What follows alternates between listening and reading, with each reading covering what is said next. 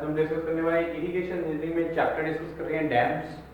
Last lecture में हमने discuss किया था टाइप्स ऑफ डैम्स के बारे में। बहुत सारी जो इम्पोर्टेंट टाइप्स रहती हैं जो हम आईएस कोड के अकॉर्डिंग क्लासिफाई करते हैं। Different types of the dams जो हैं कंस्ट्रक्ट किए जाते हैं, ठीक है जी। तो हमारे next important types of dams क्या रहेंगे हम डिस्कस करेंगे आगे, ठीक है जी। तो सबसे पहले 12 नंबर पे हम डिस्कस करने वाले हैं important types of the dams, rubber dam, ठीक है जी। तो रबर डैम क्या होता है? Rubber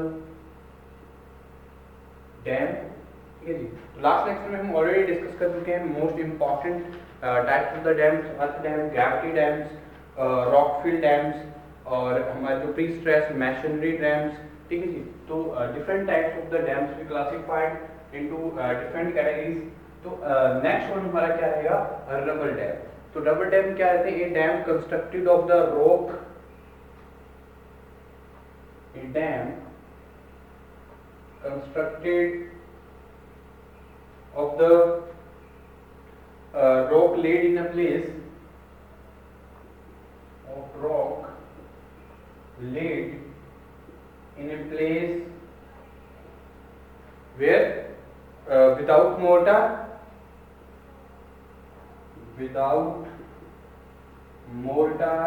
is called the rubble dam।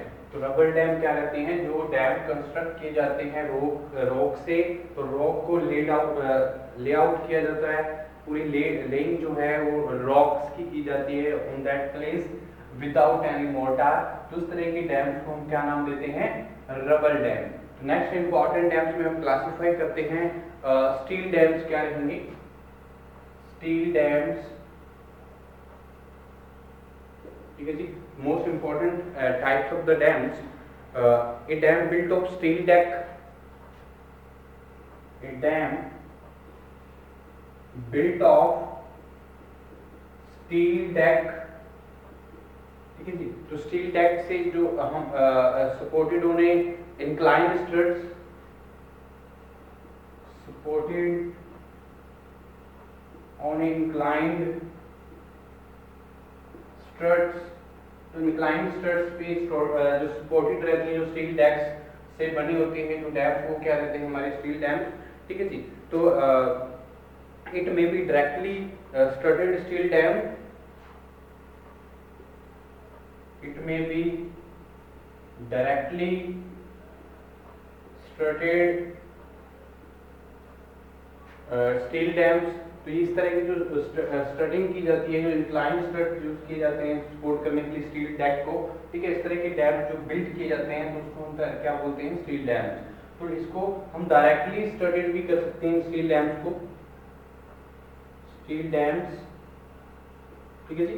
और अगर मैं बात करूं इम्पोर्टेंटली जो डायरेक्ट जो हमारे डायरेक्ट स्टडेड स्टील डैम्स रहेंगे, जैसे अगर मैं बात करूं कुछ इस तरह से ये डैम्स हैं, तो स्टील स्टडेड जो इंक्लाइंड जो स्ट्रट है उसकी हेल्प से क्या किया जाता है? स्टील को रखा जाता है। ये मान लीजिए हमारा ग्राउंड सरफेस है, कुछ इस तरह से ग्राउंड सरफेस में शो कर रहा हूँ यहाँ पे, ठीक है जी। तो जो स्ट्रटिंग है कुछ इस तरह से की जाएगी, सपोर्टिंग पर्पस के लिए हम यूज कर सकते हैं स्ट्रटिंग का, ठीक है जी। ये हमारा ग्राउंड सरफेस है।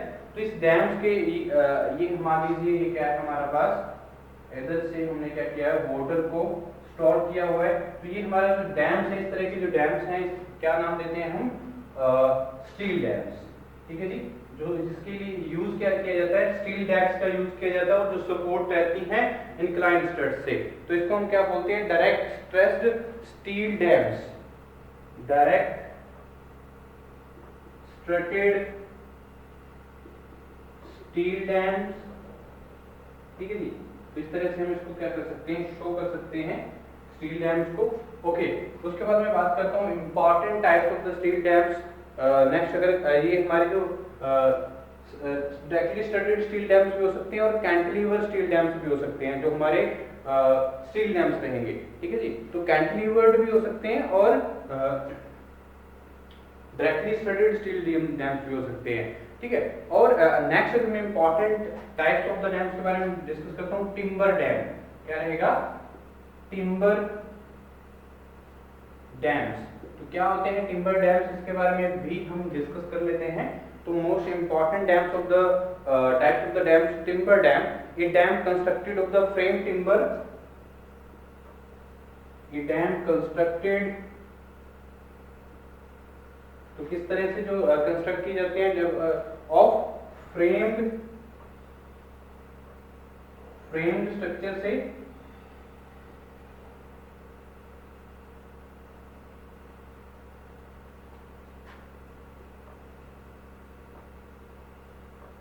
कंस्ट्रक्ट की जाते हैं ये डैम्स। जिस तरह के डैम्स को हम क्या नाम देते हैं? Timber dam.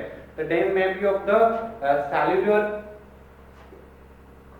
The dam may be of the cellular dam हो सकते हैं, और क्रिब भी यूज करते हैं हम, क्रिब कंस्ट्रक्शंस भी रहती हैं, और क्रिब कंस्ट्रक्शन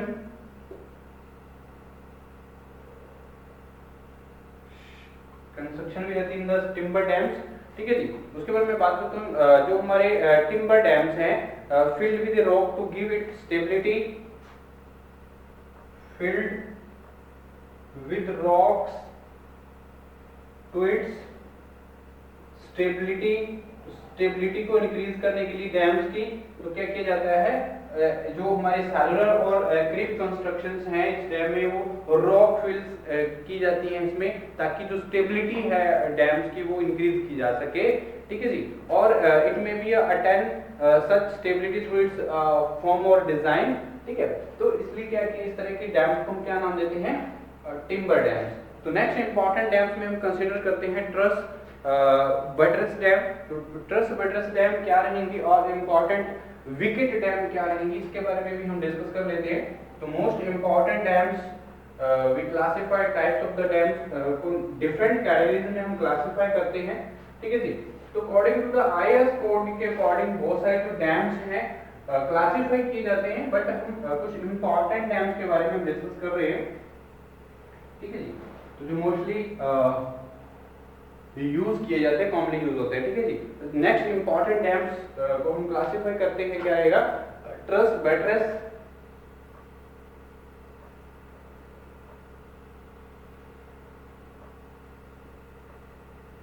डैम। ठीक है। इस तरह के डैम को ट्रस बटरेस डैम क्या रहेंगी, क्या जो कंसिस्ट क्या करती हैं इस तरह की dams, this type the type of the deck dam, the type of deck dam in which massive buttresses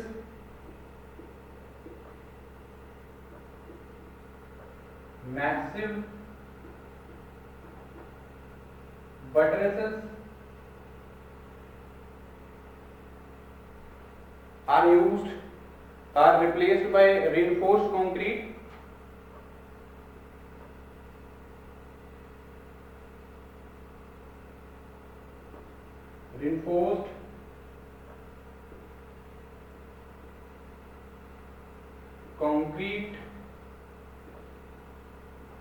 तो मैसिव बटरेसेस जो हैं वो यूज की जाती हैं रिइंफोर्स्ड कंक्रीट की जगह पे। ठीक है जी। और concrete trusses to support the deck slab, concrete to support the trusses to support the deck slab। तो डेक स्लैब्स को क्या किया जाता है, सपोर्ट करने के लिए जो रिप्लेसमेंट की जाती है ट्रसेस की, मैसिव बटरेस की यूज किया जाती है, उस तरह के ट्रसेस डैम्स को हम क्या बोलते हैं? Truss buttress dams. ठीक है। तो नेक्स्ट इंपॉर्टेंट डैम्स में हम कंसीडर करते हैं विकेट डैम्स क्या रहेंगी।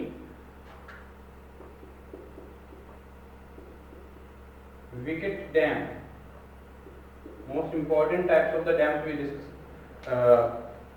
Immovable dam consisting of a sill, immovable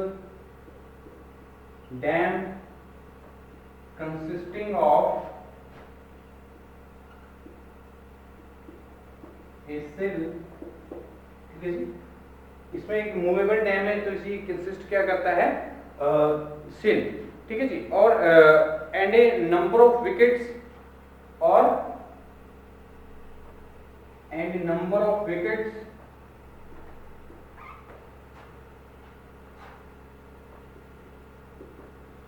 और रेक्टेंगुलर मूवेबल डैम में कंसिस्ट करता है सिल और नंबर ऑफ विकेट्स जो हैं कंसिस्ट की रहती हैं जो हमारा विकेट डैम्स में, तो हमारे जो नंबर ऑफ विकेट्स हैं और रेक्टेंगुलर पैनल्स जो हैं यूज किए जाते हैं ऑफ वुड या आयरन के बने हो सकते हैं, रेक्टेंगुलर पैनल्स ऑफ आयरन और वुड के बने हो सकती हैं। ये पैनल्स जो यूज की जाती हैं, जो रेक्टेंगुलर पैनल्स यूज की जाती हैं, hinged on the sill and help up hinged on the sill or help up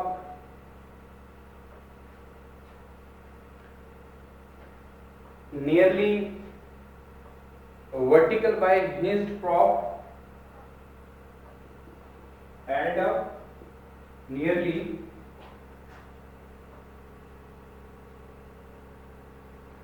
कहाँ पे जो हमारे विकेट डैम्स हैं, तो विकेट डैम्स क्या है, एक मूवेबल डैम्स है जो कंसिस्ट किया जाता है सेल्स को और नंबर ऑफ विकेट्स को। और ये जो इसमें जो रेक्टेंगुलर पैनल्स यूज किए जाए वुड की बनी हो सकती हैं या आयरन की बनी, तो हिंज की जाती हैं सिल पे। और हेल्ड कहाँ पे रहती हैं, हमारी जो पैनल्स यूज करते हैं हम रेक्टेंगुलर पैनल्स को हिंज किया जाता है सिल के साथ, और हेल्ड अप कहाँ रहती हैं, nearly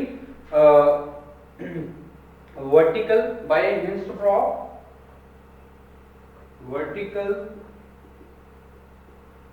by a hinged prop, ठीक है जी। और that has a footing on the sill,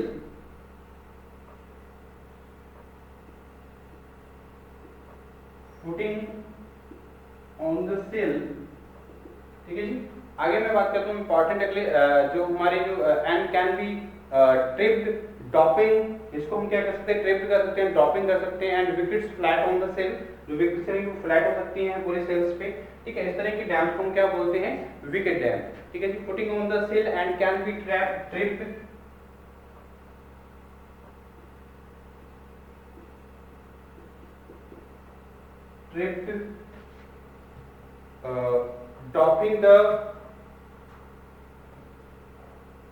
dropping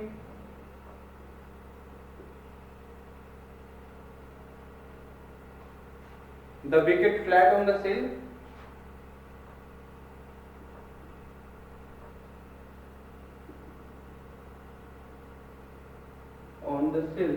ठीक है जी। तो इस तरह की डैम्स को हम क्या नाम देते हैं, विकेट डैम्स। तो most important types of the dams we are discussing. And next मैं बात करूं जो क्लासिफिकेशंस है डैम्स की, जैसे हम क्लासिफाई करते हैं मेनली पर्पस के अकॉर्डिंग हम क्लासिफाई कर सकते हैं हमारे डैम्स को। तो डिफरेंट पर्पस के अकॉर्डिंग क्लासिफिकेशन जो है वो की जाती है हमारे डैम्स की। तो हम नेक्स्ट अगर इम्पॉर्टेंट टॉपिक्स की ओर बढ़े तो क्या रहेगा, क्लासिफिकेशंस ऑफ डैम। तो डैम की जो क्लासिफिकेशन है मेनली हम करते हैं अर्थ डैम और ग्रेविटी डैम्स में, ठीक है जी। तो अर्थ डैम क्या होते हैं, कितने तरह की जो डैम्स अर्थ डैम्स हैं कॉमनली यूज की जाती हैं, और क्या कंस्ट्रक्शन प्रोसीजर क्या रहेगा और फेलियर के क्या कारण रहते हैं। वैसे ही मैं बात करता हूँ ग्रेविटी डैम्स की। तो ग्रेविटी डैम्स जो मेनली टू टाइप्स में हम क्लासिफाई करते हैं, अर्थ डैम और ग्रेविटी डैम। तो ग्रेविटी डैम की क्या क्लासिफिकेशंस रहेंगी, किस टाइप्स में हम ग्रेविटी डैम को कंसीडर कर सकते हैं, और इम्पॉर्टेंट जो कंस्ट्रक्शन क्या रहेगी या फेलियर के कारण क्या हो सकते हैं इन डैम्स के, इसके बारे में भी डिस्कस करेंगे। तो नेक्स्ट अगर मैं बात करूं पर्पस की, तो dams and reservoir serve one or more purpose, ठीक है जी। तो जो डैम्स हैं या रिजर्वायर हम यूज करते हैं तो बहुत सारी जो पर्पस है उसके लिए सर्व करती हैं। तो उसके अकॉर्डिंग जो पर्पस किस तरह से है हमारे डैम्स का, उसके अकॉर्डिंग हम क्लासिफाई करते हैं डैम्स को। जैसे हमारे मल्टीपर्पज रिजर्वायर्स हैं, ठीक है। तो उनका जो पर्पस है, कितने तरह के जो पर्पस सर्व कर रही हैं, उसके अकॉर्डिंग को क्लासिफाई कर सकते हैं हमारे रिजर्वोयर्स को, डैम्स को। ठीक है जी। तो क्लासिफिकेशंस की ओर बढ़ते हैं। तो classifications of the dams, classification of dams, ठीक है जी। तो क्लासिफिकेशन में देखेंगे हमारे जो इंपॉर्टेंट डैम्स एंड रिजर्वोयर्स हैं, एक या दो से ज्यादा जो पर्पस के लिए हम यूज कर सकते हैं, तो उसके अकॉर्डिंग हम क्लासिफाई करते हैं। तो reservoir normally made by damming the water channel, these dams may be classified into the two categories, earth dams and gravity dams। ठीक है जी। अगर हम ओनली डैम्स को कंस्ट्रक्ट कर रहे हैं for the damming of the water channel, ठीक है जी, तो उसके लिए हम क्या करते हैं, मेनली टू टाइप्स में क्लासिफाई करते हैं हमारे डैम्स को। तो सबसे पहले पर्पस की बात करते हैं, किस पर्पस के लिए डैम्स और रिजर्वोयर को कंस्ट्रक्ट किया जाता है, और एक या दो से ज्यादा पर्पस के लिए भी हम यूज करते हैं, तो उसके अकॉर्डिंग क्लासिफिकेशन क्या रहेगी ये भी हम जान लेते हैं। ठीक है जी। तो देखते हैं dams and reservoir.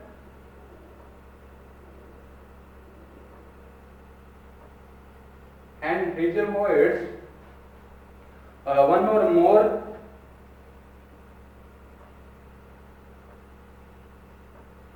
purpose of the purposes। ठीक है जी। तो कौन कौन से जो मेन इंपॉर्टेंट पर्पस हैं जो डैम एंड रिजर्वोयर कंस्ट्रक्ट करने के लिए हम कंस्ट्रक्ट करते हैं, ताकि उन पर्पस को फुलफिल किया जा सके। ठीक है जी। तो वाटर की स्टोरेज करनी है, अगर वाटर सप्लाई स्कीम है, तो water supply scheme irrigation purpose के लिए हम यूज कर रहे हैं, तो वाटर की स्टोरेज के लिए हमें रिजर्वोयर और डैम्स की जो कंस्ट्रक्शन है वो नेसेसरी रहेगी। ठीक है। तो ये इंपॉर्टेंट पर्पस है रहेंगे। तो मेन इंपॉर्टेंट पर्पस के बारे में डिस्कस करते हैं, क्या पर्पस रहते हैं डैम्स और रिजर्वोयर को कंस्ट्रक्ट करने के लिए। Storage of water,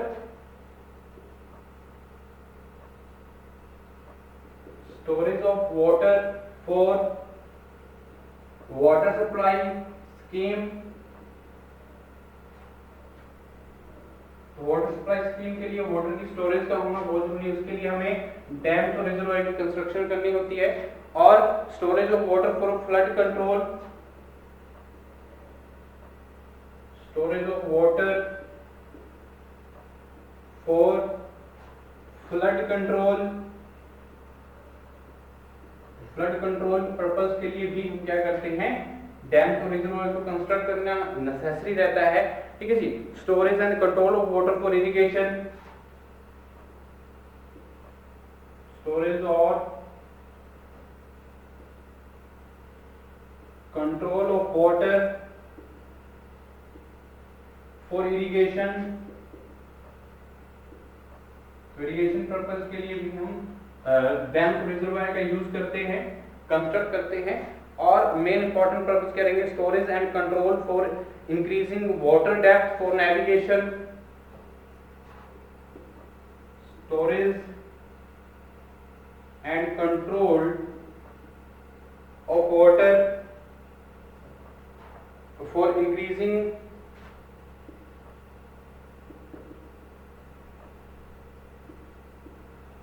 depth of,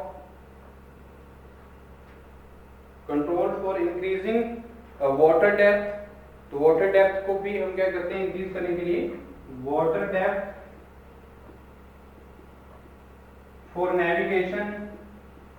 तो नेविगेशन पर्पस के लिए भी हम क्या करते हैं, स्टोरेज एंड जो कंट्रोल है वाटर का वो जरूरी है, और इसलिए कंस्ट्रक्शन की जाती है हमारे डैम्स एंड रिजर्वोयर्स की। और main important hydro electric projects के लिए भी हम क्या करते हैं, स्टोरेज और जो कंट्रोल है वाटर का थ्रू द डैम्स और रिजर्वोयर वो किया जा सकता है। ठीक है। तो मल्टीपर्पज जो है वो रहते हैं किसी भी स्टोरेज, जो डैम की कंस्ट्रक्शन के लिए, रिजर्वोयर के लिए, वाटर की स्टोरेज के लिए। ठीक है जी। तो storage of the hydro electric projects, storage for hydroelectric projects तो हाइड्रोइलेक्ट्रिक प्रोजेक्ट्स के लिए भी हम स्टोरेज करने की जरूरत पड़ती है। तो मेन इंपॉर्टेंट पर्पस के लिए हम डैम्स और रिजर्वॉयर की कंस्ट्रक्शन करते हैं, ठीक है। और storage for reclamation of the low lying lands, storage for रिक्लेमेशंस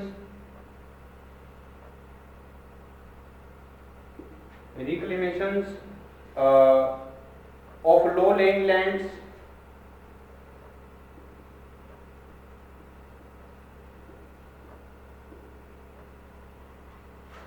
और मैं most important purpose storage for recreation purpose, storage for recreation purpose. Recreation purpose के लिए भी स्टोरेज की जरूरत रहती है, सच एज बोटिंग। तो बोटिंग पर्पस के लिए क्या है, स्टोरेज जरूरी है हमारे वाटर की, और कंट्रोल जो है वाटर का जरूरी है। उसके बाद मैं बात करता हूं, तो इम्पोर्टेंटली अगर मैं बात करूं, मुझे मेन इंपॉर्टेंट पर्पस के अकॉर्डिंग हम क्लासिफाई कर सकते हैं। अगर depending on the purpose served by the dams reservoir, it may be classified different types of the dams. तो पर्पस के अकॉर्डिंग हम क्या कर सकते हैं, डैम्स को क्लासिफाई कर सकते हैं, ठीक है जी। किस तरह का जो पर्पस है, उसी तरह से हम डैम्स जो हमारे जो depending on the purpose served by the dams reservoir, it may be classified. तो किस तरह से हम क्लासिफाई कर सकते हैं, तो जिस पर्पस के अकॉर्डिंग हम क्लासिफाई करें, तो मल्टीपर्पस अगर रिजर्वॉयर्स है तो अलग अलग पर्पस के लिए हम यूज कर सकते हैं। तो क्लासिफिकेशन क्या रहेगी, मल्टीपर्पस रिजर्वॉयर,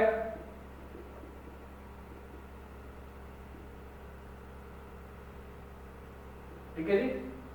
तो क्लासिफिकेशन हम कर सकते हैं according to the purpose served by the dam reservoirs, ठीक है जी। तो इसके लिए अगर मैं बात करूं, मल्टीपर्पस रिजर्वॉयर हो सकती हैं, डिस्ट्रीब्यूशन रिजर्वॉयर हो सकती हैं, डिस्ट्रीब्यूशन रिजर्वॉयर, ठीक है जी। तो इस तरह से हम क्लासिफाई कर सकते हैं according to the purpose served by the dam reservoir. और फ्लड प्रोटेक्शन रिजर्वॉयर,